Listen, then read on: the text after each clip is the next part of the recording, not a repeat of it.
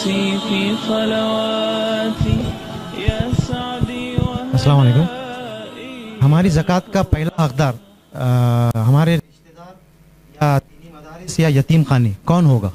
میں نے ایک سوال کیا کہ ہمارے زکوٰۃ کا پہلا مستحق دینی درسگاہ، یتیم خانے، مدارس یا ہمارے رشتہ دار، یا یتیم خانے، مدارس، دینی درسگاہ یا ہمارے رشتہ دار. تو یاد رکھیے آپ کی زکوٰۃ کا پہلا مستحق آپ کا رشتہ دار ہوگا، اس لیے کہ قرآن میں اللہ نے فرمایا انما الصدقات للفقراء، سورہ توبہ سورہ نمبر 9 آیت نمبر 60، انما الصدقات للفقراء، کہ زکوٰۃ سب سے پہلے ان کے لیے جو فقیر ہے، غریب.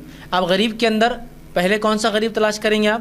جو آپ کا رشتہ دار غریب، پھر آپ کا جو معاف کرنا پہلے آپ کا پڑوسی رشتہ دار غریب، اگر ایسا ہو کہ پڑوس میں رہتا ہو رشتہ دار تو دو حق ہو گئے، پڑوسی بھی ہے رشتہ دار بھی غریب ہے.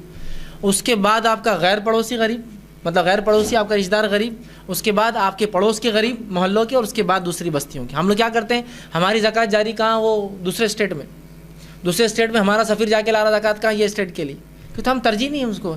تو فقراء والمساکین، اور پھر ان لوگوں کے لیے جو مسکین ہے. مسکین وہ ہوتا ہے، فقیر اور مسکین کا فرق سن لیجئے. فقیر وہ ہوتا ہے جو اپنی حاجت کو رکھتا ہے آپ کے سامنے. مسکین وہ ہوتا ہے جس کو آپ کو پہچاننا پڑتا ہے، بولتا نہیں اپنی غربت، غریب ہے لیکن بولیں گا نہیں.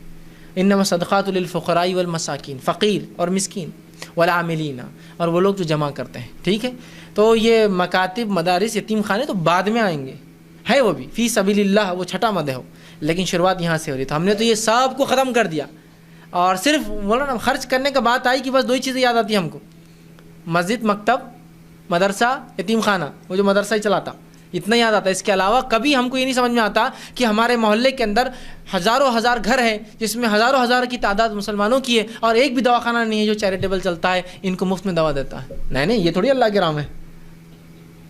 ہوتا ہے کبھی یاد آتا ہے؟ نہیں یاد آتا ہے ہم کو. ہماری جو سہولیات جو انسانوں کو چاہیے، ہمارے محلوں کے اندر یتیم ہے، جو معذور ہے، یتیم چھوڑ دیجیے، معذور ہے، ان معذوروں کے لیے ہم بھکاریوں کے جیسا دوسروں غیر مسلم تنظیموں جا کے گاڑیاں، سائیکل لاتے، اس پہ نام بھی لکھا ہوتا فلاں نے ڈونیٹ کیا فلاں. شرم نہیں ہے اس محلے کے مالدار لوگوں کو کہ آپ کے محلے کا ایک معذور، جبکہ حدیث میں آتا ہے تم اپنے کمزوروں کی وجہ سے رزق دیے جاتے ہو. ان معذوروں کو وجہ سے اللہ رزق دیتا ہے قوموں کو اور گھروں کو، اور تم وہ لوگ جا کر مانگتے ہیں کہیں اور. شرم کی بات ہے. نہیں، یہ اللہ کے نام میں خرچ تھوڑی ہوا. ارے وہ ٹنڈا ہے تو کیا ہوا، اتنا وہ مستی بھرا ہے، یہ ہے، ایسا ہے، ویسا ہے، خاندان، کچھ بھی بس پتہ نہیں ہزار باتیں. تو یہ ہم کو لگتا ہی نہیں اللہ، یہ سب بھی اللہ کے راہ میں خرچ ہے.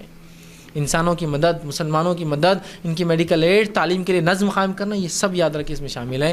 مسجد، مکتب بھی آئیں گے، لیکن پہلے آپ کے رشتہ دار، اور اس کے بعد بچتا ہے تو پھر آپ وہ جو مد ہے اس مد میں چلتے جائیے. پھر مدرسے، مکاتب بھی ہو سکتے ہیں، لیکن زکوٰۃ میں مسجد نہیں آتا، یاد رکھیے کسی، اس لیے کہ زکوٰۃ مسجد کو نہیں چلتی ہے، اس کو تو صرف اچھا پیسہ چلتا ہے.